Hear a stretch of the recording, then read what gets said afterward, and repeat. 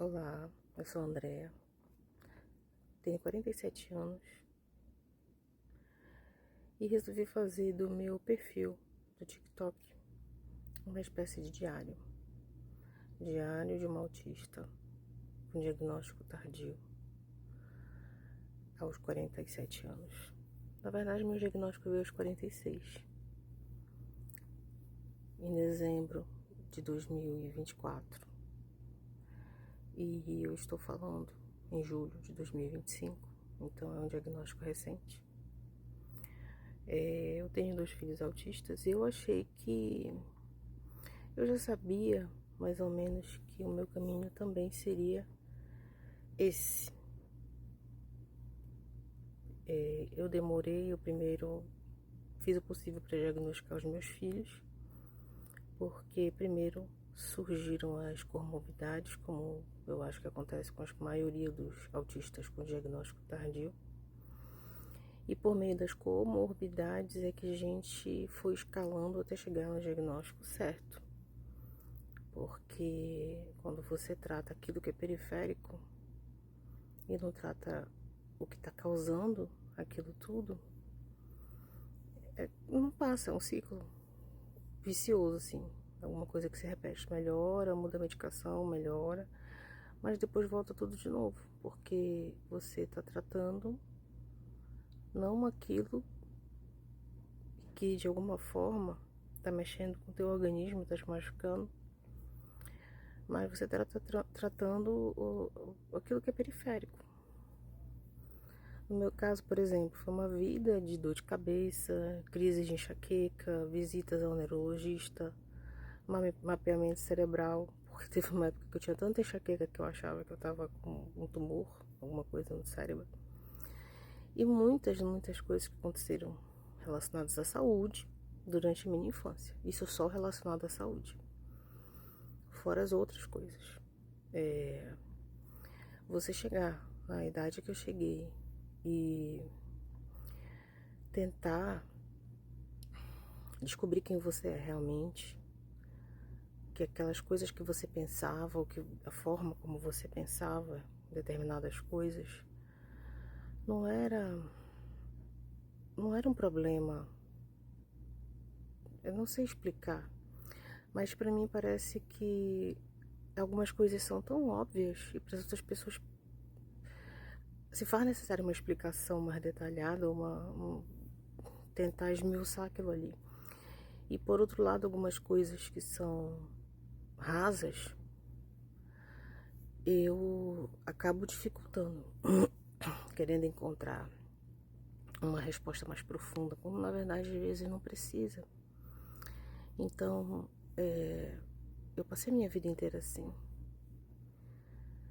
E é muito difícil porque é como se eu me sinto uma sobrevivente, como disse a psiquiatra que laudou.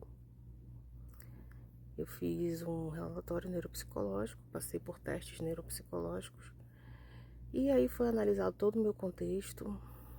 Os meus filhos já tinham diagnósticos fechados de TEA e foi analisado o meu contexto familiar. E tudo isso só veio corroborar uma quase certeza, né? Que não dá pra você ter certeza se você não passa pelos testes, não tem o diagnóstico. Então eu fiz tudo isso, fiz todo esse caminho, porque eu não aguentava, assim como eu não aguento mais ter crise de ansiedade. Eu desenvolvi TAG como comorbidade, TDAH combinado ou misto, né? Moderado. E o TDAH teve uma época que ele influenciou muito a maneira como eu me comportava, como eu pensava, porque são os 3 tipos classificados aqui, né? No Brasil, como misto, a impulsividade, a hiperatividade e a desatenção. Então, esses 3 combinandinhos, um nível misto, moderado, então não estava fácil. Não estava fácil. E é impressionante como o TDAH ele te deixa disfuncional. Tem muita coisa, tem muita nomenclatura que eu acabei descobrindo depois do diagnóstico, estudando, vendo vídeo de pessoas que se debruçam sobre esse estudo e que realmente se preocupam com isso, porque uma das grandes dificuldades que um autista, pelo menos falando por mim, enfrenta é uma desconfiança, sabe? De te chegar assim, como assim ela chegou aos 47 anos, conseguiu estudar, conseguiu se formar, conseguiu ser pós-graduada e é autista. E essa desconfiança vem de médicos, não são de pessoas leigas. São de pessoas que deveriam ter esse conhecimento. Mas infelizmente não, vem de médicos, de profissionais que deveriam estar atualizados, porque para mim isso é falta de autorização.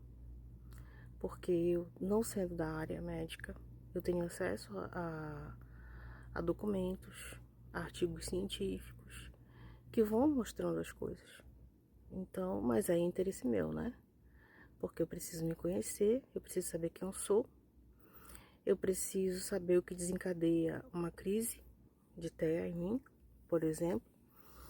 Eu preciso saber quando é uma crise, quando eu tô disfuncional. Tem gente que usa muito a palavra procrastinação quando se refere ao TDAH. Eu não gosto dessa palavra, porque parece assim que é uma coisa que tu queres, que tu tens controle, e tu não tens controle. Eu só melhorei os sintomas que o TDAH me causava por conta da medicação que eu tomo diariamente. Então, eu melhorei muito os sintomas. As coisas que se equilibraram um pouco foi quando eu comecei a ler sem estar repetindo a mesma página ou as 2 linhas anteriores, porque de repente a minha mente se dissipou, se dispersou com alguma outra ideia. E sempre foi assim, sempre, desde a minha adolescência. Então é muito difícil você olhar na cara de um médico. Eu tive que mudar de psiquiatra recentemente e tô percebendo no olhar dele uma desconfiança, sabe? É uma invalidação, porque o TEA, ele tem um estereótipo, que se tu não te encaixa naquele estereótipo que as pessoas do senso comum acham que deveria ser, tu não é considerado pessoa TEA. Já querem colocar o nível de suporte 1, que foi o meu nível classificado, como não é TEA. Em linhas gerais é isso. Quando os estudos dizem que você pode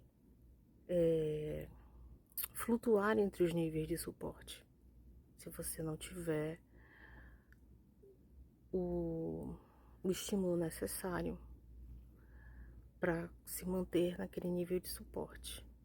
E, gente, quando a gente fala em autista, todo autista precisa de suporte.